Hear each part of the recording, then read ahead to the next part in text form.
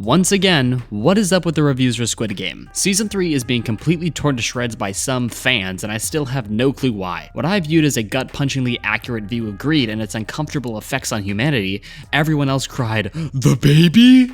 I made a video 6 months ago about Gi-hun, aka 456, and how the writers purposely wrote his character to be way in over his head to make what could have been a heroic journey turn into a heroic tragedy. Believe it or not, I got a lot of criticisms for this video because although it is one of my favorite videos I've ever written, some people disagree with me that there are heroes and villains in the show, and it's more likely these characters are morally gray, which I will admit is most likely true. So today I'm doubling down on the hero lens of Gi-hun because I find it way more interesting to analyze, and I want to talk about how Squid Game Season 3 teaches us how to write a hero. The alternate title for this video would be how to write a character that doesn't live long enough to see themselves become the villain and actually die as the hero, so I simplified it. We left off with Gi-hun's failed plan to end the games. The frontman saw right through him and killed his friend to show the consequences of his little hero game. For being the main character of the show, he probably talks like twice per episode, but I refuse to believe they ran out of things to do with Gi-hun, but I'll get back to that later, since silence symbolizes his changing mindset, something that will continue to be challenged during the rest of the game.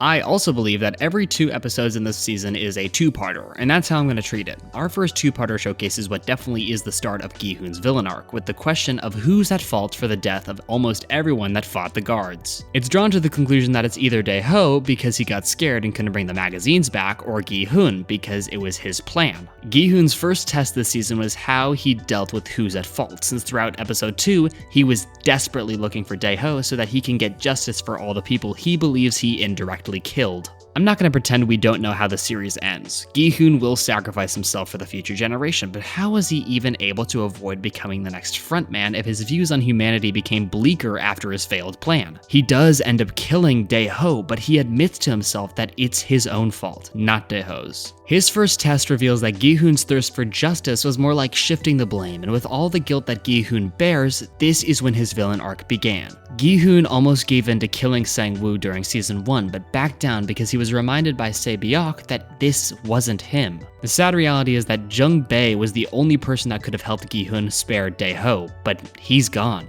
With no restraint from anyone, Gi-hun's whole purpose to come back to stop the games had been foiled and would most likely be impossible because he knows he can't do this on his own. Gi-hun outright kills Dae-ho out of spite, and of course because he needs to in order to win the game, but because he almost tries to use the knife on himself, it's clear it wasn't about winning for him. Our next two-parter, episode 3 and 4, is where the last of Gi-hun's heroic hope comes into play. Previously, Jun-hee gave birth to her child during hide-and-seek and also fractured her ankle, and Gi-hun tries to pull an "I can do both" and save the baby and Jun-hee, but this is where Gi-hun's overconfidence takes control once again. Gi-hun believes that he can go across the bridge with the baby, come back, and carry Jun-hee across the bridge. Oh, I forgot to mention, they're playing jump rope, so Gi-hun will need to be constantly jumping so they don't get flung off the edge of this tiny bridge. Oh, right, another thing. It's not just Jun-hee, the baby, and Gi-hun that are left. No, there are 22 others trying to get across the exact same bridge, too. And if that doesn't sound bad enough, one final thing. They have 20 minutes to get across, and they waste 3 trying to decide who goes first, leaving Gi-hun more like 15 minutes to do his entire plan. What I'm trying to get at here is that Gi-hun believes he could still be the hero. If his plan to end the games has failed, maybe he can still save the people who still deserve to live.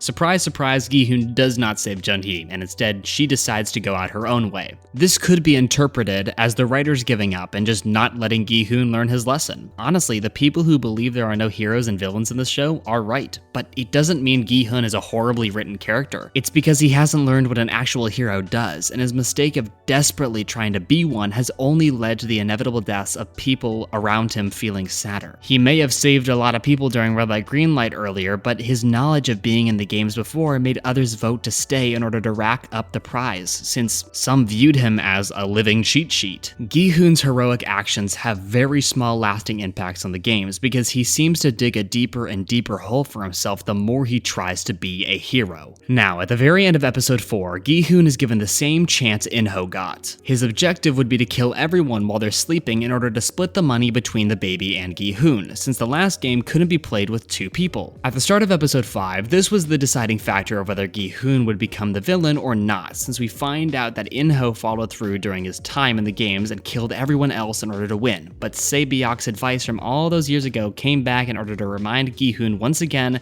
he wasn't a killer, and that he shouldn't be now. Finally, the most important part of this entire video, and the thing people hate about the show, Gi-hun's sacrifice. This is much more of a personal interpretation for me, and I want to enlighten all of you about it. Gi-hun sacrificed himself in order to save the next generation, represented by the baby. With his sacrifice, he is leaving the future generations a chance to be better than his own generation, who continues to keep these games alive. With this amount of hope, there is risk that the baby will grow up and become one of these VIPs that watches people die for enjoyment. But there is also the chance it will grow up to help our planet, to help the people in it, and help it be better than it ever could. Thankfully, the baby will grow up under Jun-hee, so we can assume things will be better in the world the baby will create. The final words uttered by Gi-hun after episodes of almost pure silence is, "We are not horses. We are humans. Humans are ...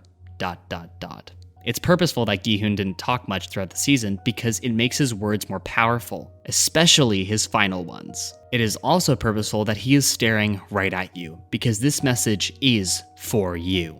He's not looking at the VIPs and the front man since they're behind him. He's not looking at a camera because it's shown that the video is from behind too, and he's not even looking at the baby. So his message is to you. But what does he mean by humans are? It's designed to be open-ended. It's not that he forgot his line or wasn't able to get it out on time. No, he still had time before he fell. Humans are greedy. Humans are generous. Humans are mean. Humans are kind. Humans are villains. Humans are heroes. Humanity is not one person, but all of us, and will always be all of us. Gi-hun died the hero because he refused to be the villain. The sad truth is, as well, is that the reviewers out there putting themselves in Gi-hun's shoes and sacrificing the baby in order to win are the problem in this world. They are the greedy, the mean, and the villains. But the people willing to make the sacrifice for the future, even if it means they never see the utopia the future will create, are the generous, the kind, and of course, the heroes. I know things got a bit real, but I feel like we need to understand the show in order to save our world from the wacky stuff that's been happening recently. Also, I'm personally okay with not getting drafted. I also intend to make another video on Squid Game soon, but in 3 hours or so, you can help me choose the poll that will be going live on my channel. If you like this video, please show that by liking, commenting what you liked, and subscribe, because I'm trying to get to 50,000 subscribers by the end of the year. I know it's a big ask, but that's why I need your help. With that said, thank you everybody for watching. I'm Enchanted. Bye.